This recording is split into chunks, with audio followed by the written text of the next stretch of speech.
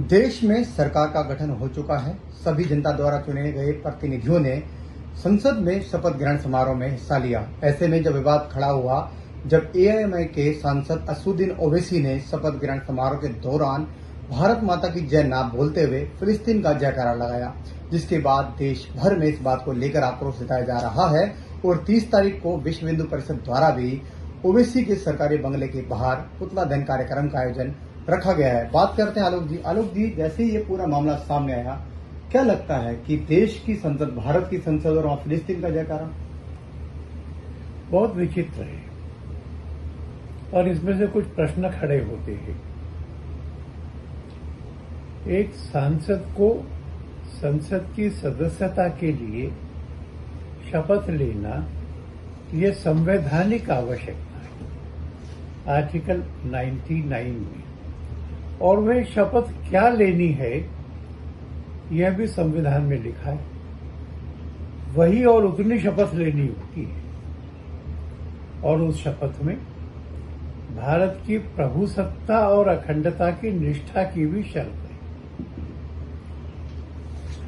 ओवैसी तो उस निर्धारित शपथ के बाहर चले गए।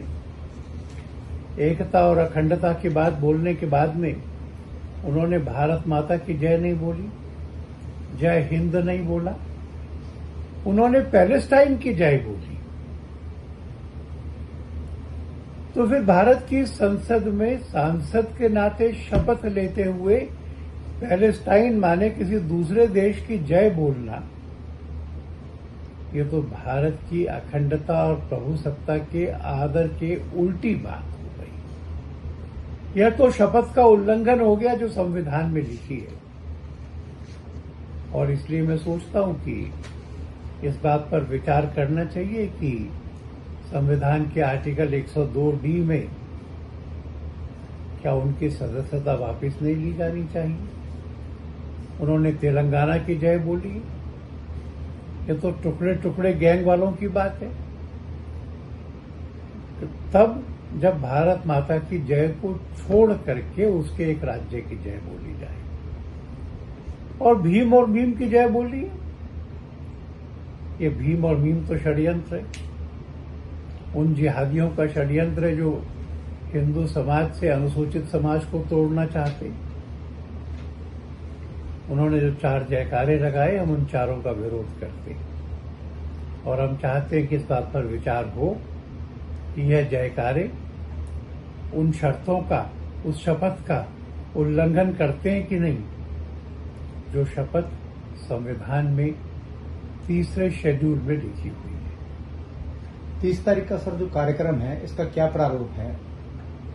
इंद्रप्रस्थ विश्व हिंदू परिषद तय करेगी कि क्या प्रारूप है, पर हम एक उग्र प्रदर्शन करेंगे, शांतिपूर्ण होगा, पर हम भारत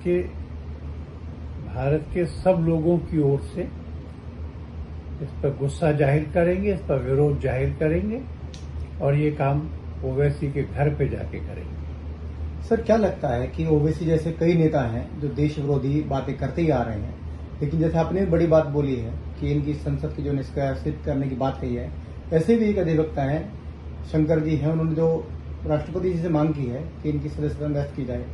क्या लगता है इनको सुधारने के लिए और कोई ठोस नीति, ठोस कड़ाई बरतनी चाहिए?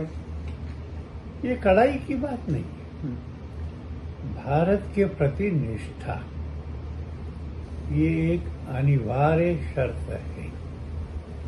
जो इसका उल्लंघन करता है, संसद में अपने देश की जय नहीं बोलता, शपथ के पवित्र मौके पर भी नहीं बोलता, किसी दूसरे देश की जय बोलता है, एक गंभीर प्रश्न चिन्ह है। आलोक जी हमारे साथ थे, जिन्होंने असदुद्दीन ओवैसी के बयान को लेकर कड़ी प्रतिक्रिया और नाराजगी जताई है। उनका कहना है कि वे मांग करते हैं कि जो भी संविधान के किसी विषय को लेकर गलत बयानबाजी करता है, उनके खिलाफ कार्रवाई भी होनी चाहिए। दीपक खामरा, सुदर्शन न्यूज, दिल्ली।